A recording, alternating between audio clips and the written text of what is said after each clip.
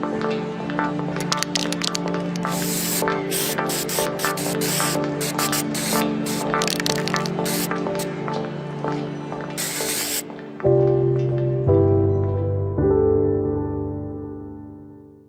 afternoon, everyone.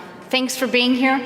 I normally thank the audience for being here and listening and taking the time to listen, but I guess today instead I should thank you for caring, so thank you for caring. Today, indeed, I'll be talking about space, and I'll be talking about sustainability. So my aim for this afternoon is to share a little bit of my passion about space. But before I start that, just a small story. When I was a little girl, I was reading lots of books, and there were two, let's say, picture books that I enjoyed very much. One was a book about animals, The Animal Kingdom. I love that book, still love animals. The other one was actually a book about the universe that my parents had given to me when I was very small. It had pictures about the different planets, and I was looking through this book. And I never thought that I should become active as an engineer or be active in space. Many years later, I realized that my fascination with space started then, already back in the day when I was small. And I entered space because of that fascination, but when I then started being active in space activities, I actually discovered that space is a lot more than that fascination that pulled me in the first place. And hopefully I'll be sharing some of that today. So, Anna very kindly introduced me. I actually come to you today with two hats on, if you will. On the one hand, I'm professor at the university. On the other hand, I'm CEO of a startup. And I'll be bringing things that we do both from a university perspective as well as a startup perspective to push space forward. Just very briefly, at the chair, at university, the chair is called Space Mobility and Propulsion. Why space mobility? I actually see space as like the fourth dimension, right? So we move on Earth, we move through sea, we move through air, and we move, and we will move more and more through space. So that was my purpose of calling the chair Space Mobility and Propulsion. Why? Because without propulsion, we can't actually move to anywhere, right? And what do we do at the chair? We look at democratization of access to space, so making sure that space is accessible to anyone through new technologies, especially propulsion systems for access to space, so in the launchers and big rockets. Then we look at in-space propulsion.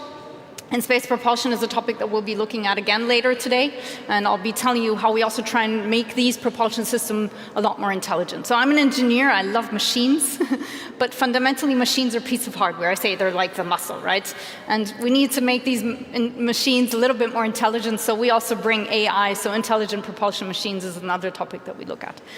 We also try and look at breakthrough innovation, and we do testing for startups. One of the biggest challenges that startups have in the space industry, especially when it comes to hardware startups, is that it takes a lot of investment to do testing, for example, of propulsion systems. And when these startups go to VCs and say, hey, I have a new cool idea, the biggest challenge they have is actually building that infrastructure and being able to test. So as a chair, I thought, why don't we put the infrastructure that, after all, the government is financing through research to actually support these startups so they have a lower barrier to entry. So that's me at the chair. What about the startup I told you about? I'm CEO of Neurospace. Neurospace is a small company. We're 3 years old. We're about 30 people, and we support 300 satellites. And what do? We actually support them in understanding how to avoid collisions in space. And I'll get back to that. Some of these customers are already on board with us, so I'm very happy to say that we are getting to commercial sustainability, which isn't a given for space startups at such an early stage. So I was telling you at the beginning that I was fascinated about space and the stars, and I don't know how many of you in this room feel attracted to space because of this. This is an image that was taken by the James Webb Telescope. And what it actually shows, if you see those round circles, the curves, that's called microlensing. That's when gravity bends light. And that's, as I said, one of the earliest images that was taken through the James Webb Telescope. Another thing that fascinates me absolutely, and I think many find it fascinating as well, is exoplanets. Exoplanet research is also being done by the James Webb Telescope, and they've discovered so many planets which are like our Jupiter, like our Neptune. Some are actually similar to the Earth as well. And if they're similar to the Earth, so that means they're rocky planets, and in their so-called habitable zone, What does that mean? It means that they're in a zone where there's liquid water, because that can sustain life the way we know it. Then there's a chance that indeed these planets may have life again as we know it. Super fascinating. James Webb Telescope, huge, weighs 6 tons, 20 meters long, 14 meters in diameter. It has a 6-meter diameter mirror. Do you see the shades right here?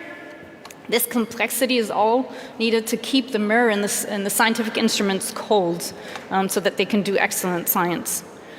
The International Space Station, I'm sure you've certainly heard of, another big beast, 420 tons in space, 109 meters long, 74 meters deep or wide. This is all infrastructure. These elements are the elements that are most visible about space, and again, things that I find are absolutely fascinating. I don't know if you've ever heard of the mission Bepi Colombo, mission going to Mercury. Why Mercury? I mean, of course, we look at all the planets, but what's so fascinating about Mercury? Mercury is a planet which is more or less the size of our moon, but has a magnetic field. Our moon doesn't have a magnetic field. Why? We don't know yet, so we're going to try and figure that out. But Mercury is also in a gravitational lock with the sun, meaning that its rotational period, because it's so close to the sun, is actually it's in harmonics with the sun and with its orbital period. Again, very fascinating. What I very much love about this mission is what I discovered actually, again, going to visit the manufacturers of the solar panels. Now, I'm sure some of you have solar panels at home or want to put solar panels at home. And of course, we all know that to make solar panels efficient, the closer you get to the sun, the better it is. And then, of course, if you point them at 90 degrees, that's even better. But these solar panels are really, really huge. And I was asking the manufacturers, why are these solar panels so big? We're actually going towards the sun. Shouldn't they be smaller? And they said to me, yes, good point, but the closer you get to the sun, the hotter it gets. And if you're pointing the solar panels at 90 degrees, they're actually going to partially melt away. So we have to point them at 30 degrees to make sure that they don't get too hot. And so obviously if you're pointing them at 30 degrees, you're decreasing the efficiency, and then they get larger. Again, this is a European-Japanese joint mission. Super fascinating. Well, very complicated orbital parameters around it, but we'll find out soon what the secrets of Mercury are. Something also quite interesting are all the missions that we've seen that have gone to Mars. Sky Crane is something that NASA developed in order to land on Mars. There's been quite a number of unsuccessful missions landing on Mars. It's quite hard. And Sky Crane, what it does, it just basically deploys rovers by hovering at a distance from the surface and then just deploying the rovers so that they can land safely on Mars. Another thing which I personally find very interesting and fascinating was Ingenuity, a small solar-powered helicopter, the first helicopter on another planet. Okay, so this is all very fascinating. You say to me, Chiara, yes, it's true, but what does this have anything to do with us? I mean, it's exploration, it's Mars. And if you're not super fascinated about knowing where life comes from, then okay, I can understand your skepticism. But we found out about the greenhouse effect by looking at other planets. We learned about the greenhouse effect by observing Venus and understanding what's happened to Venus as a planet because of gases within the Venus atmosphere. So exploration and exploration of our solar system actually helps us understand our planet and help us improve also our understanding of how climate works on Earth. But indeed, space is infrastructure, right? And if we look at the kind of infrastructure it represents, we have launch segment. So obviously the part that brings satellites into orbit. So rocket launchers, here we see Ariane 5, which is no longer being operated, hopefully to be soon replaced by Ariane 6 later this year.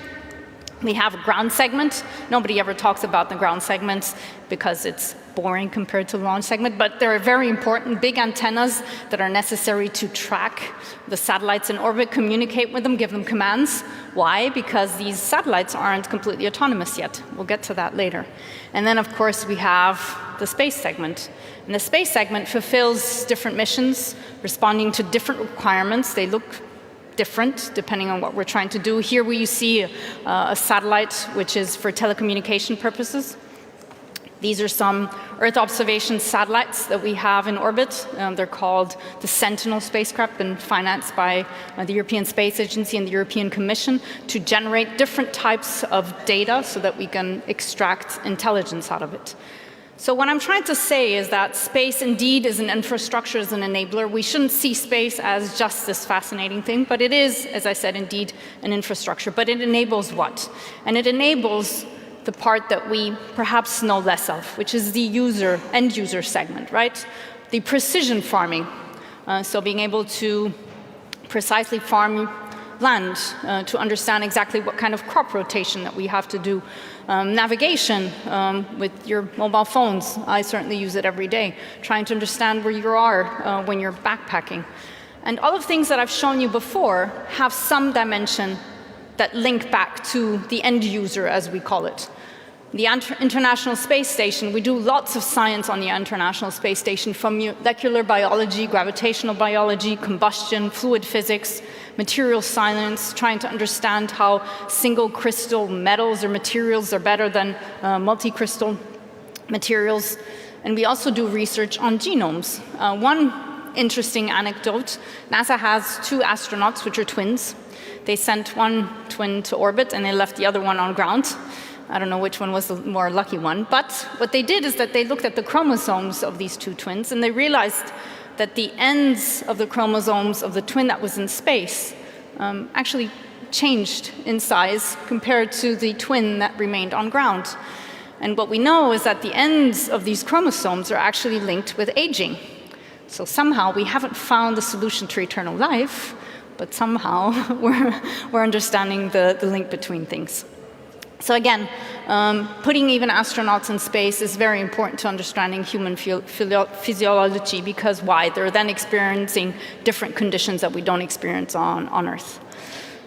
Telemedicine is another extremely important topic, where we're using telecommunications to provide medicine support to people that don't generally have access to it, through ubiquitous communication and, I said, medicine services.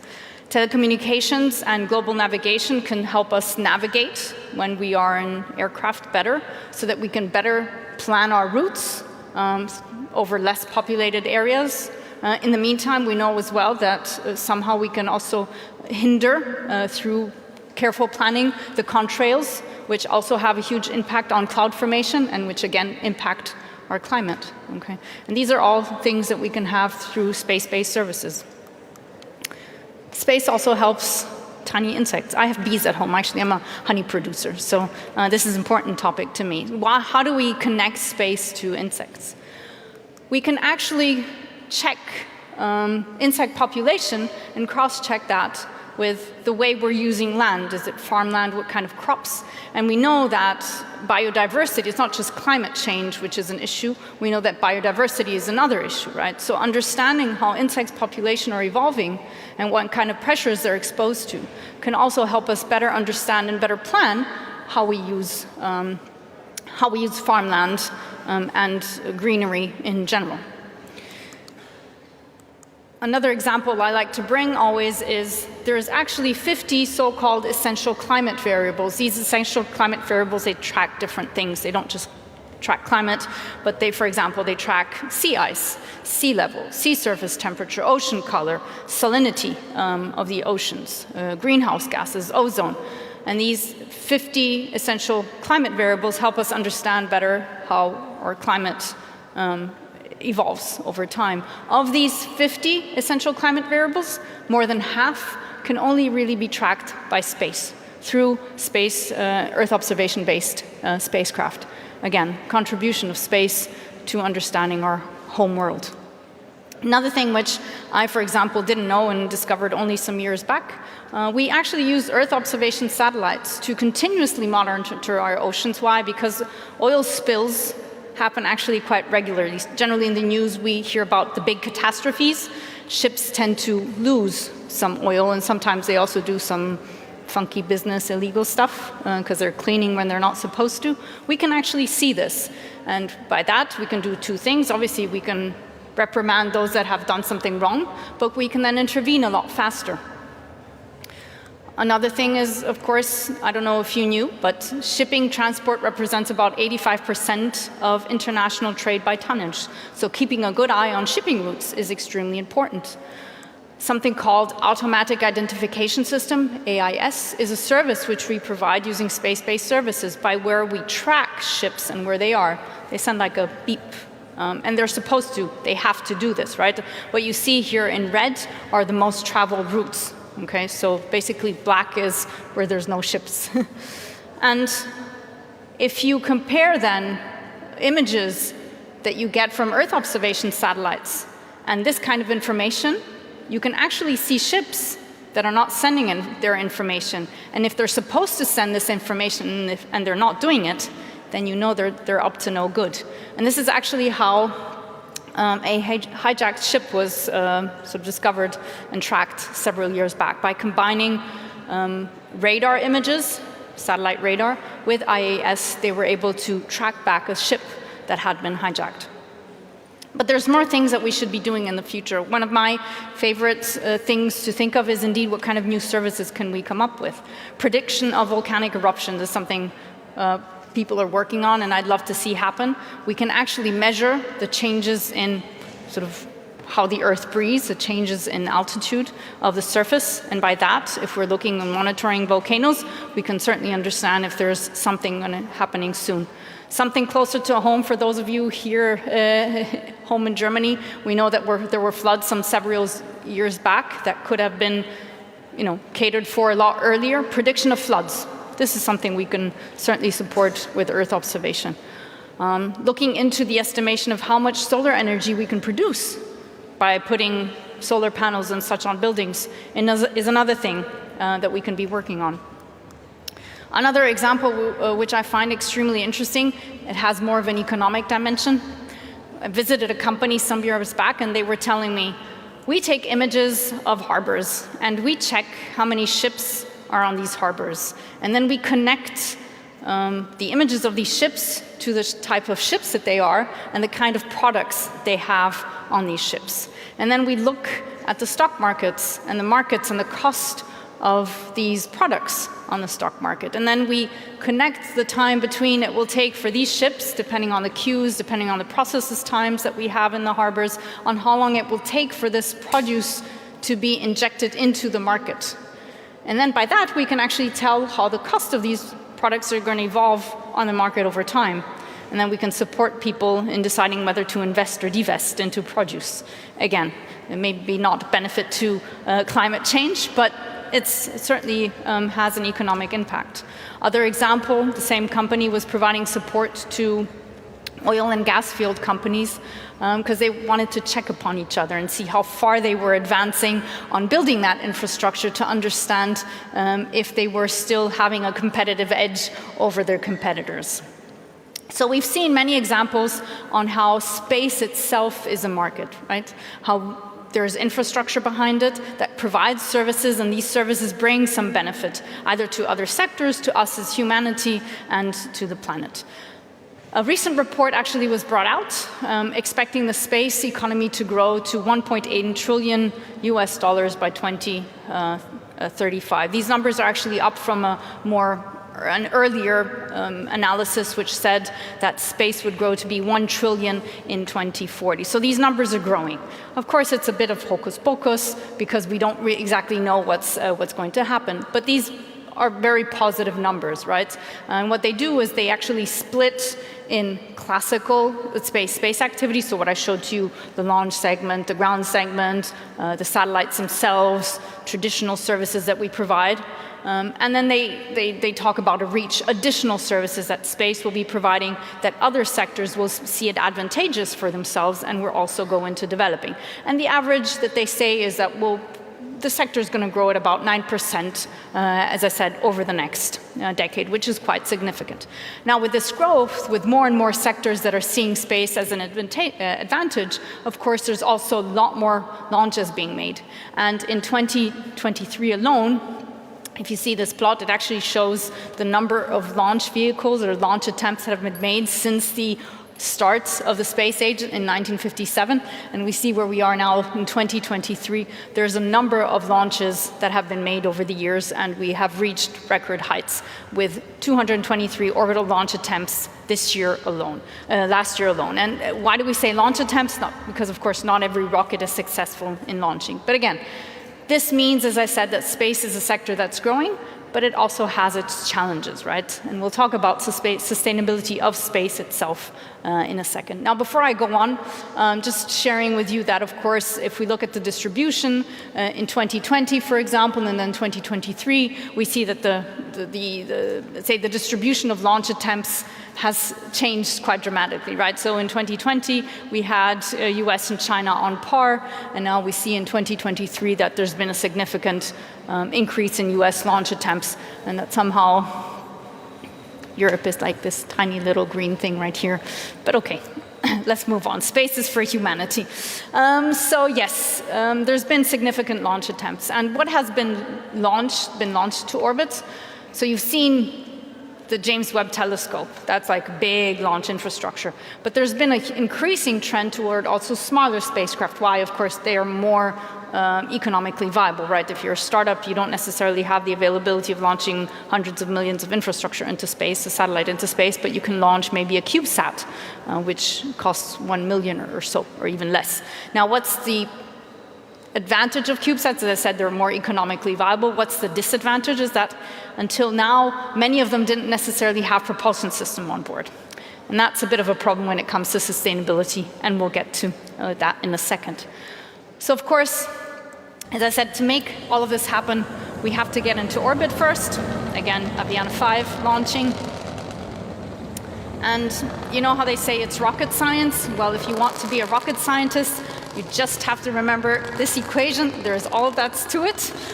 Delta V, so the energy that you have to impart to a vehicle or a satellite for it to get into orbit is actually equal, of course, to the end velocity minus the initial velocity being 0, of course. And that's equal to the effective exhaust velocity of the hot gases that we've seen coming from the rocket times the natural log of the mass that it has at the beginning divided the mass that it has in the end. Basically what we're saying is we're trying to convert propellant into velocity. We're taking propellant, we're combusting that, we're creating thermal energy, and then we take that thermal energy and we convert it to kinetic energy and we boost something into orbit. Okay, that's all there is to rocket science. And of course we are trying to aim to get at different orbits. And these different orbits have different characteristics to them, right? So for example, we see the blue one, LEO orbit. In low Earth orbit, so LEO, we're not so far from the surface of the Earth. If you see the smallest number, it's 200 kilometers. That's actually closer to Munich where I teach, so that's not really far. But there, as I said, there's lots of energy that we have to impart to these objects to get into orbit. We put Earth observation satellites in low Earth orbits. Why? Because we're trying to look to the surface of the Earth. We want to have high resolutions, and therefore it's better to put them in low Earth orbit. In geostationary orbit, for example, we put telecommunication satellites. Why? Because in geostationary orbit, the orbital period of a spacecraft is 1 day, which is the same as the rotational period of the Earth as it moves on its axis. And so basically what we have is that the satellite remains stationary over the same point of the Earth, and that's why it's good for telecommunication purposes, okay? Now, of course, the energy that we need to put these objects into orbit has some implication also on the energy that we need to bring these objects back down, right? And because we don't want to leave things into orbit forever, because that's not very sustainable, then we understand that when we look at the economies of things, if someone puts an object into orbit, it will cost X, depending on the launch vehicle they're on, but it will also cost something to take this back down. And that's part of the problem that we have today in space. Okay, so again, in order to understand the physics behind it, if you're not much of a technical person, imagine being in Newton's cannonball, right? And trying to understand what kind of velocity that you have to be imparted with if you're in this cannon in order to continuously fall into the Earth without actually touching the surface. And that gives you the energy that we need to get into orbit. Again, just to give you an idea, We were talking about altitudes of 300 kilometers, for example, or 200. The kind of velocity that objects have to have in orbit are about 7 to 8 kilometers a second. That's huge, right?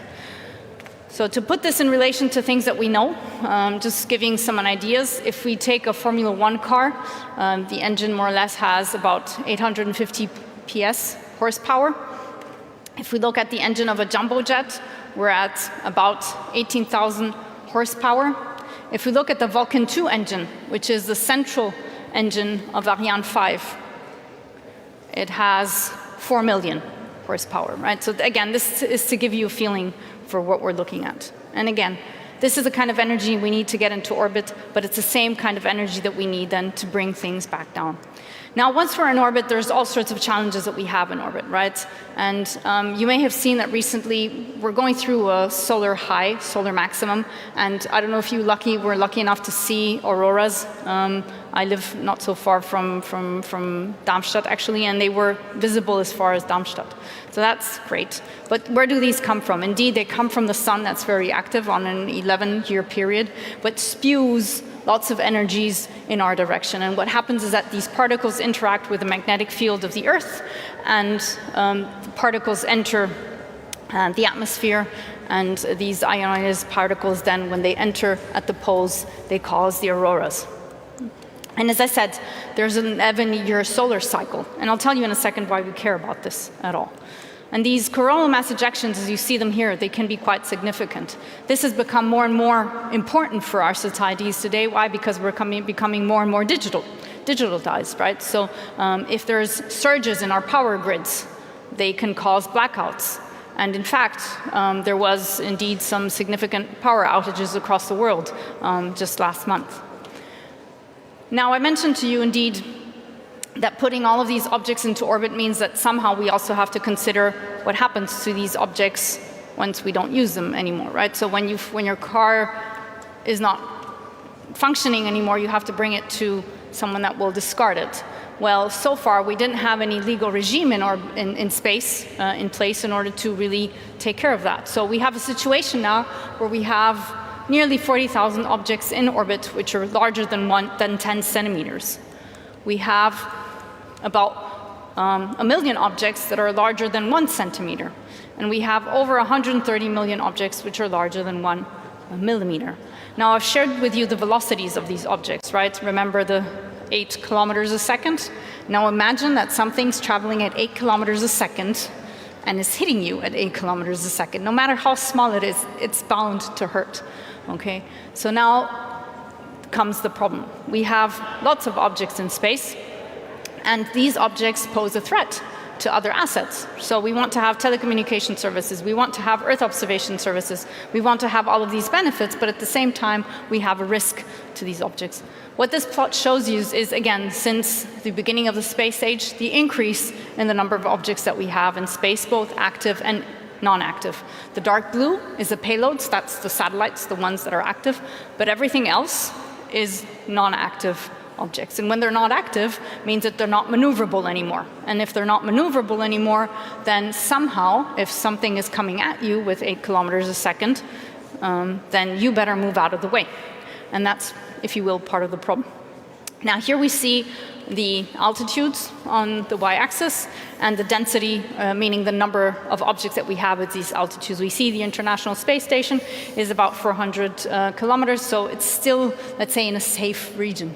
But then we have the Starlink satellites that we've heard about, and there were a couple of incidents in the past that aggravated the situation significantly. What causes this so-called space debris? And again, here you see the same image, but zooming in.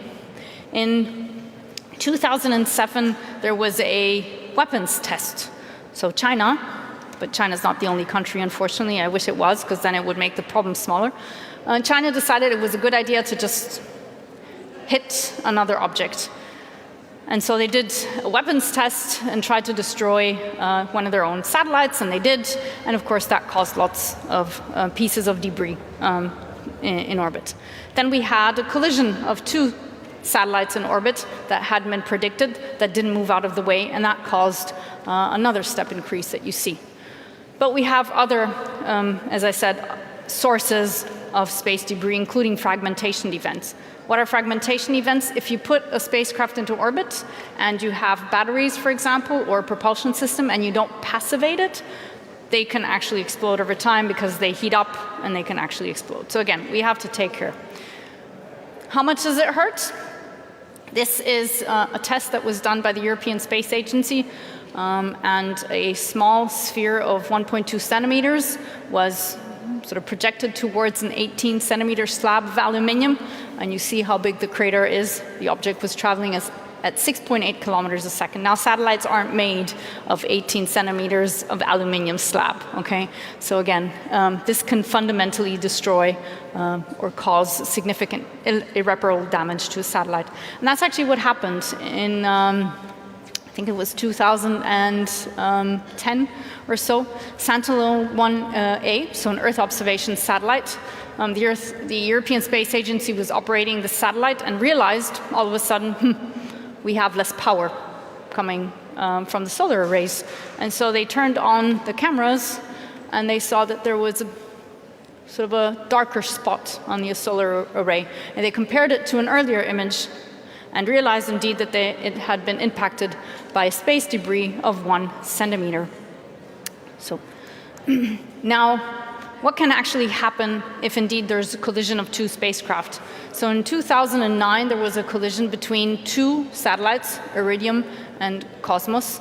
And what you see was, you saw the two original satellites collide, and now accelerated, you see this whole cloud of objects and how this cloud of objects distributes, not only in the orbital plane of the original, let's say, mother object, but then how over time, because of different disturbances that we have, they actually go and pollute other orbits as well. So the problem of space debris is fundamentally an issue. Why? Because when we have a little object, it's hard to track. We can't necessarily see it from the ground, but it's also very hard to understand where it is and where it evolve over time. Oops. Okay. Why? I showed to you space weather. And if we look at the impact of space weather on the density of our atmosphere, it has a huge impact. We have here a plot which shows you low activity, so low solar activity, for example, during the night, and high activity, and you see how much the density of our atmosphere changes because of the impact of the sun. Now, what is the issue here? Imagine being one of these two satellites. So we have a chaser and we have a target. And we know that the orbits of these two satellites are going to intersect at some point. Okay?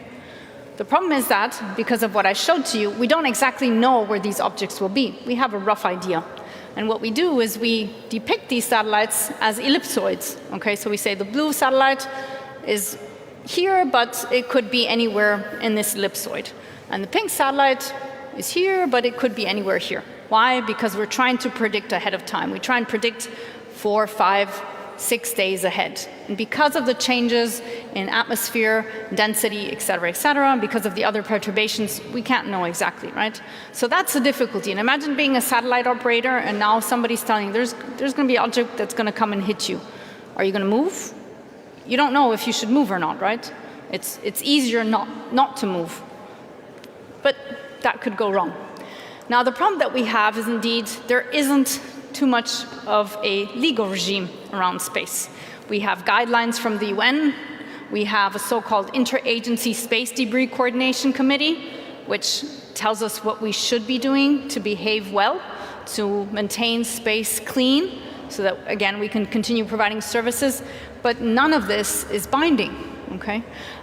Original documents stated that we should leave objects in orbit for a maximum of 25 years. Now imagine for a second that your car stops working and you just leave it on the side of the road for 25 years. I don't know, but I think that's a bit too much. People have started rethinking this and now have decided that 5 years is a lot. Personally, if you ask me, even 5 years is a lot.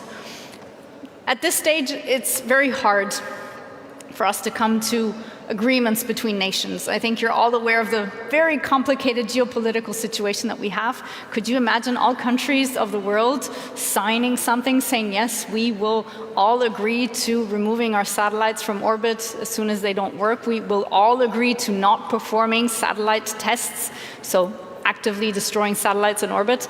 I don't think that's going to happen. Our hope are two things. One, national legislation, and we see some countries taking the lead. For example, France has in its national law that if someone launches from French territory, they actually have to deorbit what they launch after they launch it. Fantastic. Germany, unfortunately, we still don't have a space law. Hopefully we will get to it. Okay.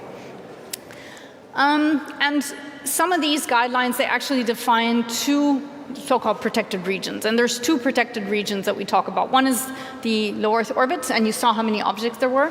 And the other one is the geosynchronous orbit. Low Earth orbit, because again, we have the International Space Station, because there's many objects in there, because it's very attractive from an economic point of view. And geosynchronous orbits, because again, it goes back to what I had mentioned to you before. It takes a lot of energy to put objects into space. This is where we have most of the telecommunication satellites, and if we populate those orbits, then we won't be able to use those orbits anymore to provide further telecommunication services. So we try and protect those regions. Again, I find this fantastic. I think we should be doing more, because fundamentally we should protect all regions. So, sustainability. Something's happened to the Earth, by the way, on this slide. For some why it got squished. Forgive me for that. But when I talk about sustainability, for me, there's various elements which are important. The environmental aspect, so I told you about the number of objects that we have in orbit. We have to get rid of those for sure. But there's also an economic dimension. We can't really push for sustainability if it's not economically viable. And that's also where I hope that startups and other companies understand the importance and will act before we have an international regime in orbit. The other dimension for me is also scarcity and resources. I love this planet. I don't believe that we should necessarily be fueling space activities just from resources on Earth.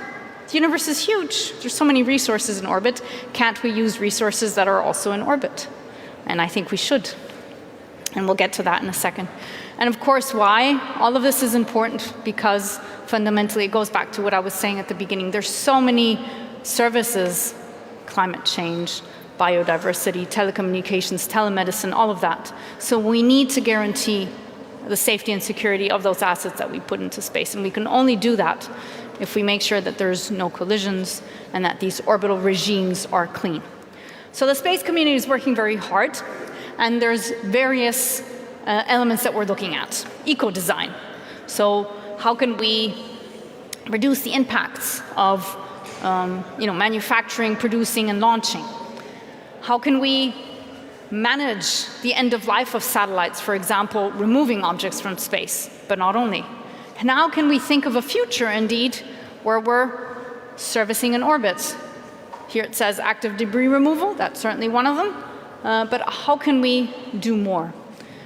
And for me, all of this and sustainability is the basis for a future in space economy, right? So today we're looking at fleet management. So we're managing our satellites, we're managing our fleets of satellites.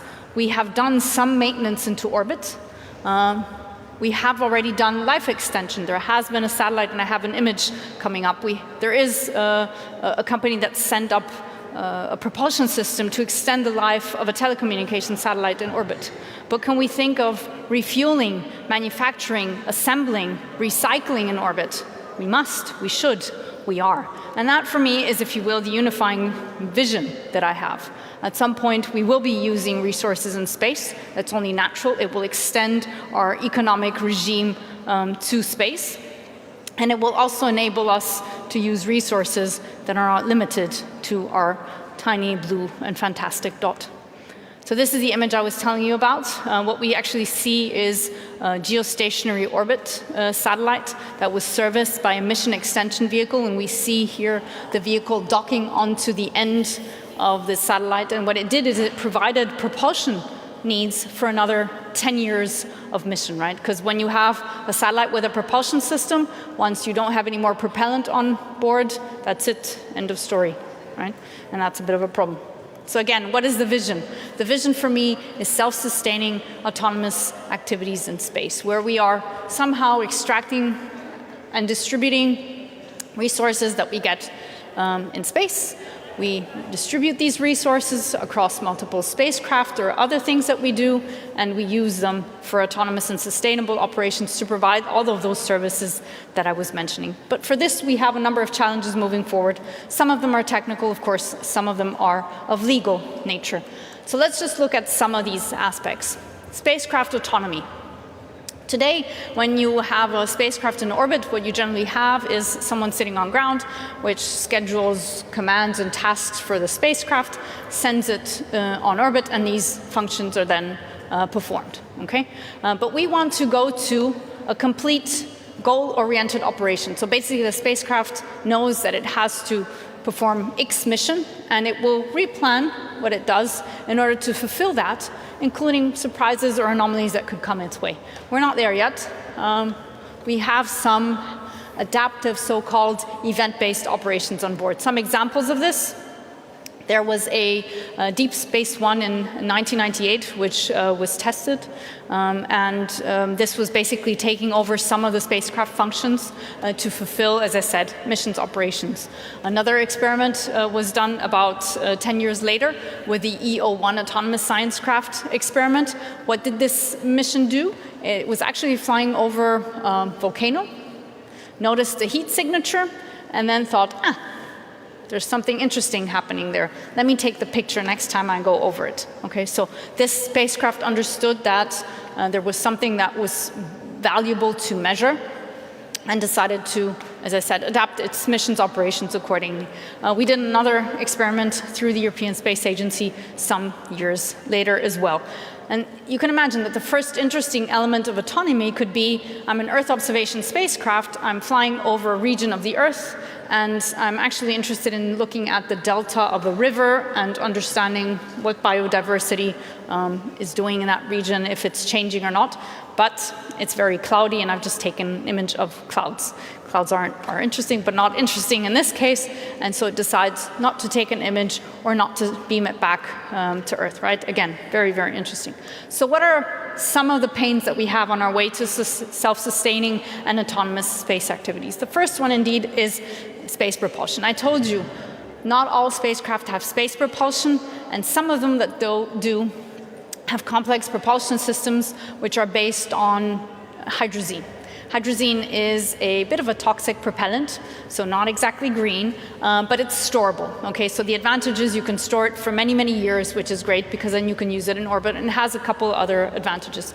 One of the disadvantages is that when you're operating with it, you end up running around like a Michelin man or woman because you're in a suit to make sure that you're not in contact with it. So we want to fix this problem. And what are we doing at the university? We're looking into so-called water electrolysis propulsion. So our propellant here is not hydrazine, it's water. Water is, I think you argue, the cleanest of all possible propellants. You can actually drink it.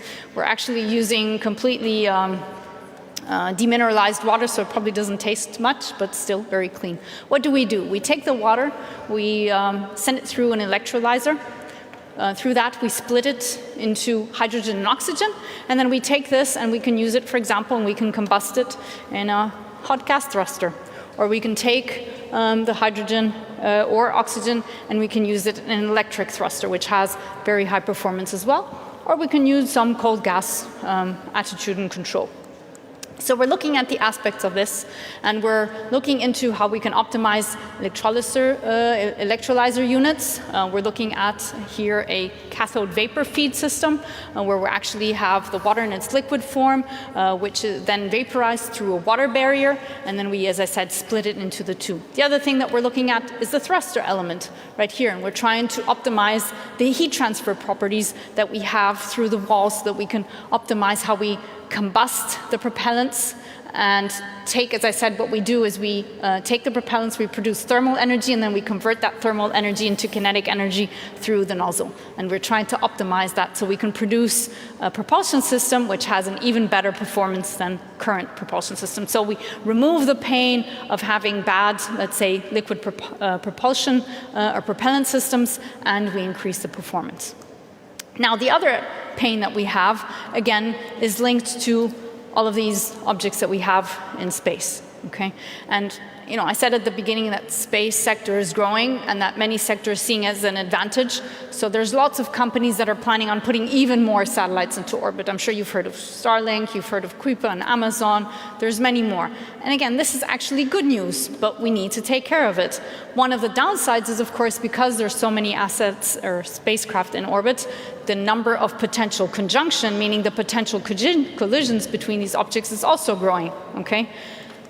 And some of the costs associated with this is if you are a spacecraft and something is coming at you and you only learn about this in the very short term and you have to make an emergency maneuver, it may cost you about 25,000 euros. And if you're now a constellation operator and you have 100 satellites in your constellation, this may actually mean a loss of about 3 million euro a year, which is not so good, right? So we need to take care about this. Now, in 2014, there was another collision that happened, and 2 Iridium satellites were actually slightly damaged. And they actually reported revenue loss of $8 million. So again, it goes back to what I was saying. There needs to be also an economic pressure to act, and there is. Now, what do we know? We know that there's many activities that we can do. For example, we can dispose at the end of mission through either propulsion systems, but I told you that costs quite a bit. We can increase the drag. I mentioned that drag is something important, right? And that depending on the solar activity, the density of our atmosphere changes. So if we have high drag, we can actually take some of that energy away from the objects and can bring them back. Or we can do some active remediation, whereby we take objects that are in space and we bring them down. And that's actually quite important. There have been 50 objects that have been identified that we should be taking down. And if we do so, then the population of these debris and the difficulty that we have associated them is going to decrease based on how many objects per year we decide to take down. So I mentioned to you the fact that we have uncertainties linked to the position of where these objects will be. And again, imagine that you're in a spacecraft and you don't exactly know if there's going to be a collision coming or not. Then generally the course of action is you don't move. Because if you move, that could also mean that you're putting yourself in harm's way. So as I was saying to you at Neurospace, what we do is we're looking at doing that. So we're trying to provide insight to satellite operators so that they can decide whether to move or not. We have a number of technologies that we look at. We look at data. Data is key. We bring this data together. We correlate the data together. We have AI and machine learning prediction models, and automation is also key. So different types of data. We spoke about space weather data. We use data from optical ground sensors and telescopes, radar. Each of these data sources brings benefit. There isn't a single, let's say, source of data that can tell you everything. We look at laser tracking as well. We look at the information of the satellites themselves, how big they are, how small they are, how the distribution is, do they have big solar panels, because that's going to have an impact on how they maneuver, et cetera, et cetera. And as I said, we also have AI and machine learning on board. We heard about AI and machine learning from the previous speaker, actually. Seeing it from an engineering point of view, AI and machine learning, or so-called cognitive technologies, are very important because they can do one of 3 things. Automation of processes. They can provide insights and recognize patterns where we as humans cannot.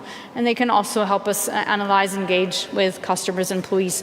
This is the one, of course, that's been sort of going through the media the most with ChatGPT and the large language models, for sure. What do we do at Neurospace? We've developed, for example, a so-called taxonomy of resident space objects. What does that mean?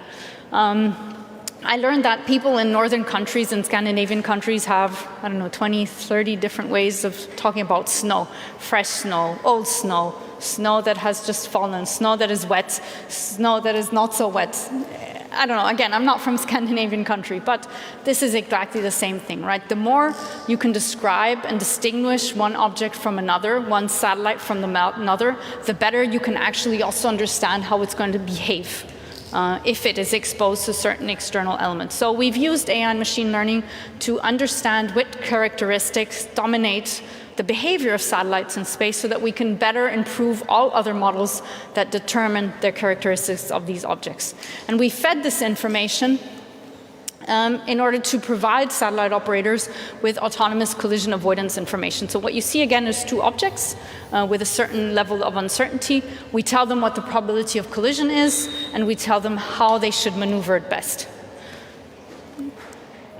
And what you see here, for example, is also another piece of information that we give them. You remember how I showed you the ellipsoids and how big they are?